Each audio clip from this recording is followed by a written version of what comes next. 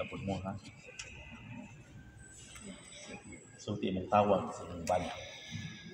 Sulog inising-sing, timaan sa kong paghigugma, o pag-unong kanimo, sa ngalan sa Amahan, sa Anak, o sa Espiritu Santo.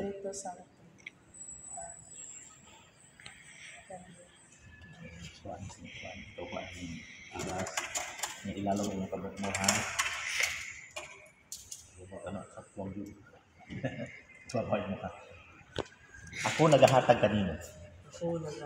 Niining mga aras, pasalig sa akong paghalad, sa akong kaugalingon, alang sa imong kaayuhan. Sa ngalan sa Amahan, sa Anak, o sa Espiritu Santo.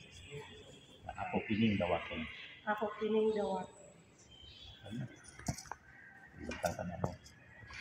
Karon maghiusa kita sa pag-ampo sumala sa mga pulong nga gitudlo kanato sa atong manunubos.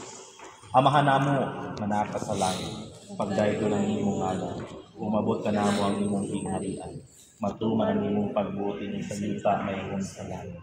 Ang kalong namo sa matag adlaw, ihatag ka namin karong adlaw. Ug pasaylo kami sa imong kasalan. Di mo pasaylo kami sa masalakan namin. Ug dili kami itugian sa katulad, imo aluwas sa kami sa Amen.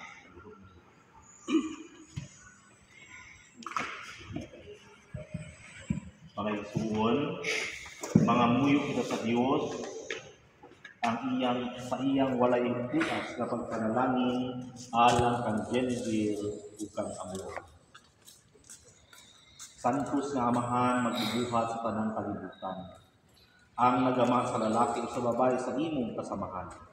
Tinugdan sa panalangin alang sa kinabuhi ninyo. Nangamuyo kami alang kang Genevieve ug kang Amor. Nanay, niining ilang gidawat na sakramento sa kanunyon. Mukunsad unta kanila ang labing bugos mong panalangin.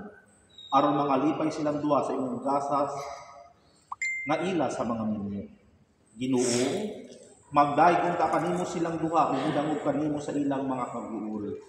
Malipay ta sila sa imong hinabang diha sa ilang mga buhat ug masayon ta sila nga ikaw nagahuban kanila diha sa ilang mga kinahanglan.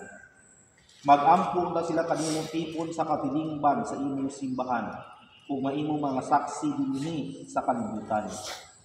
Makadangat ta sila sa gulang nga panungigon tipon sa ilang mga higala ug sa katapusan moabot sila sa gingharian sa langit. Kini among gipangayo pinaagi ni Kristo among Ginoo. Amen. Ang Ginoo maana o manalangin kanyo ang Diyos na makaagapon sa tanan. Ano na o natapos sa ating pagkaudog sa sakramento sa kanunyon at karong palakpakan si Genevieve o si Amor.